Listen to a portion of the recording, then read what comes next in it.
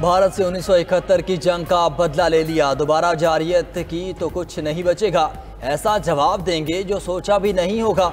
वज़ीर आज़म का भारतीय मनसब को दो टोक पैगाम। पसरूर छावनी के दौरे पर अफसरान और जवानों से खिताब, कहा मोदी सुन लो, सिंतास मुआहिदा तोड़ने का कभी सोचना भी मत। पानी हमारा हक और रेड लाइन है, पानी बंद किया तो खून और पानी इकट्ठा नहीं बहेगा। पाकिस्तान अमन और जंग दोनों के लिए तैयार है। भारत को अपनी ताकत पर घमंड था, अफवाज पाकिस्तान ने दुश्मन का गुरूर खाक पे मिला दिया। मोदी अपने भाषण अपने पास रखो, हम अमन के दाई हैं, लेकिन हमारी इस अमन की ख्वाहिश को कभी कमजोरी ना समझना। दोबारा ये हरकत की तो मुंह की खाओगे।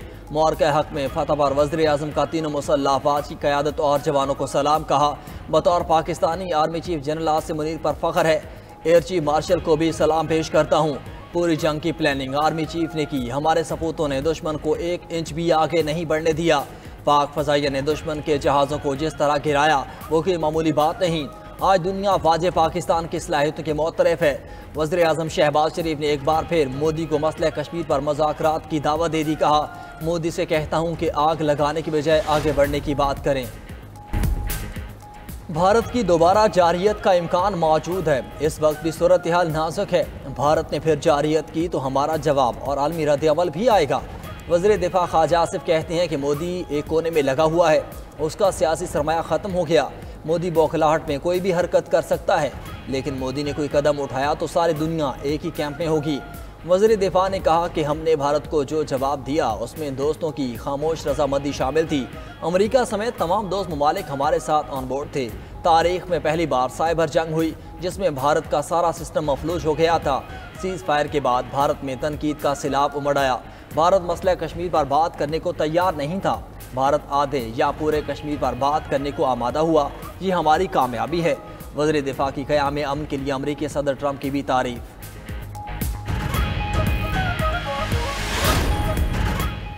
अमरीकी सदर का मशरक़ वस्ता में दूसरा पड़ाव भी कामयाब। कतर के साथ $1.2 ट्रिलियन के माहिदों पर दस्तखत। बोइंग की तारीख का सबसे बड़ा माहिदा भी तय पा गया। कतर ने बोइंग से तारीख का सबसे बड़ा जेट तैयारा ऑर्डर किया।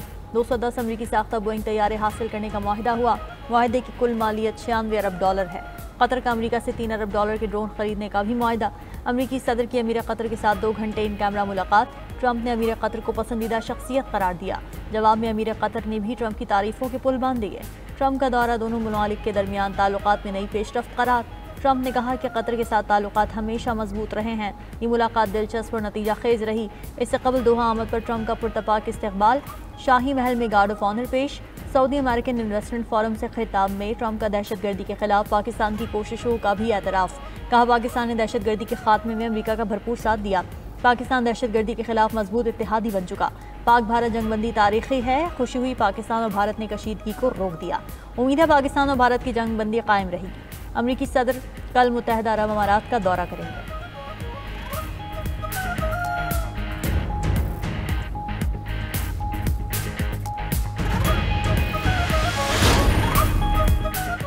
अमरीकी सदर डोनाल्ड ट्रंप आलमी सतह पर अमन की बहाली के लिए पुरअज़्म। पाक भारत सीज़ फायर के बाद मसला फ़लस्तीन के हल के लिए भी सरगर्म। खलीज ताउन कौंसिल के इजलास से खिताब अमरीकी सदर ने कहा कि गज़ा में अमन बहाल होना चाहिए। यरगमालियों की रिहाई गज़ा में अमन की बुनियादी शर्त है। खिते में कशीदगी फैलाने वाले छोटे ग्रुपों से निमटना होगा। ममालिक के दरमियान प्रॉक्सी वार का खात्मा चाहता हूँ।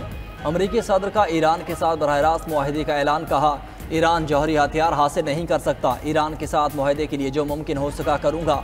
शाम से पाबंदियाँ ख़त्म करके ताल्लुकात बहाल करेंगे। अमरीकी सदर की रियाज में शाम के अबूरी सदर अहमद अल शरा से मुलाकात। अमरीकी मीडिया के मुताबिक मुलाकात ट्रंप की जानिब से शाम पर पाबंदियाँ ख़त्म करने के ऐलान के बाद हुई। शामी वज़ीर ख़ारजा ने अमरीकी सदर का ऐलान शाम के लिए एक अहम मोड़ करार दिया। असद अल शेबानी कहते हैं कि शाम पर आयद पाबंदियाँ उठाने के डोनाल्ड ट्रंप के बयान का खैर मकदम करते हैं।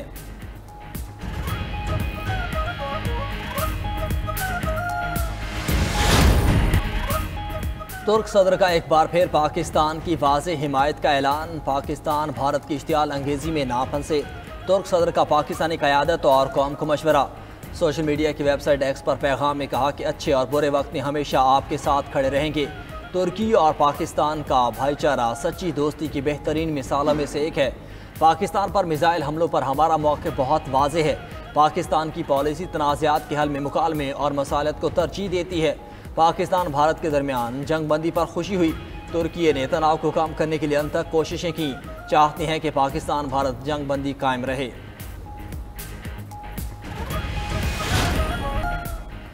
पाकिस्तान को तनहा करने के दावेदार मोदी का भारत आलमी सतह पर सिफारती तन्हाई का शिकार। ऑपरेशन सिंदूर पर भी आलमी तनकीद का सामना। अमेरिका समेत अहम इत्तेहादियों ने पाकिस्तान के खिलाफ भारत का साथ ना दिया। मोदी सरकार की सिफारती और जंगी नाकामी पर इंडियन एक्सप्रेस का चश्मकुशा मजमून। भारतीय अखबार का कहना है कि इंडियन एक्सप्रेस ने लिखा कि ट्रंप ने भारत की कार्रवाई को जारियत करा दिया। लड़ाई ना रोकी तो तिजारत बंद कर दी जाएगी।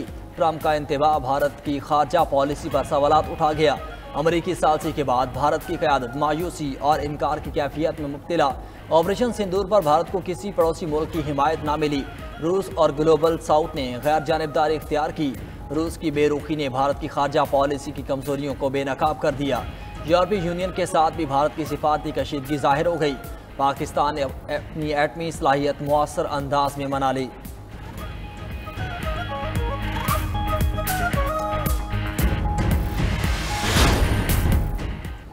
पाकिस्तान को IMF से मौजूदा कर्ज प्रोग्राम की दूसरी किस्त मौसूल। IMF ने 1 अरब 2 करोड़ 30 लाख डॉलर मुंतकिल कर दिए। स्टेट बैंक ने तस्दीक कर दी। एलामिया के मुताबिक दूसरी किस्त की रकम 16 मई 2025 के ज़रिए मुबादला ज़खायर का हिस्सा होगी। राय के मुताबिक IMF वफ्द का आइंदा हफ्ते दौरा पाकिस्तान मुतवक्के। हुकूमत IMF के साथ नए माली साल के बजट पर मुशावरत करेगी। IMF के साथ तकनीकी मुज़ाकरात में डेटा शेयर किया जाएगा। पॉलिसी सतह के मुज़ाकरात में बजट अहदाफ को हतमी शक्ल दी जाएगी।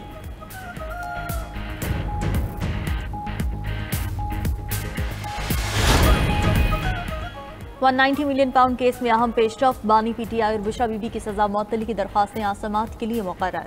इस्लामाबाद हाई कोर्ट के कायम मकाम चीफ जस्टिस सरफराज डोगर और जस्टिस मोहम्मद आसिफ समाअत करेंगे। डिवीजन बेंच दिन 12 बजे समाअत करेगा। बानी PTI और बुशरा बीबी ने सजा मुअत्तल करके जमानत पर रिहाई की दरख्वास्त दायर कर रखी है।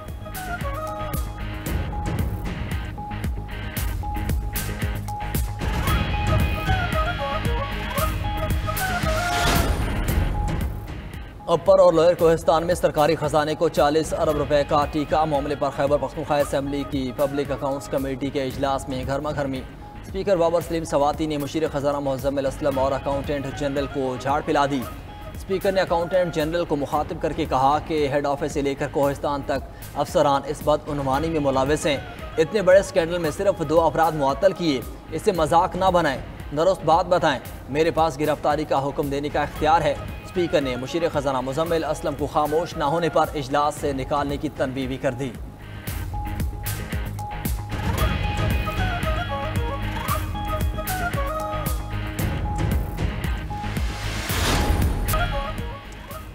कनाडा के नौमुंतखब वज़ीर आज़म मार्क कार्नी और उनकी काबीना ने ओहदों का हलफ उठा लिया। अमरीका के साथ बिगड़ते तिजारती ताल्लुकात कार्नी हुकूमत के लिए बड़ा चैलेंज।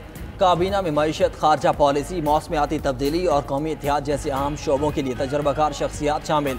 हालिया इलेक्शन में कई पाकिस्तानी नजाद उम्मीदवारों ने भी कामयाबी समेटी। मार्कानी कहते हैं हुकूमत दरपेश अंदरूनी और बैरूनी चैलेंजेस से निपटने के लिए संजीदगी से इक़दामात करेगी।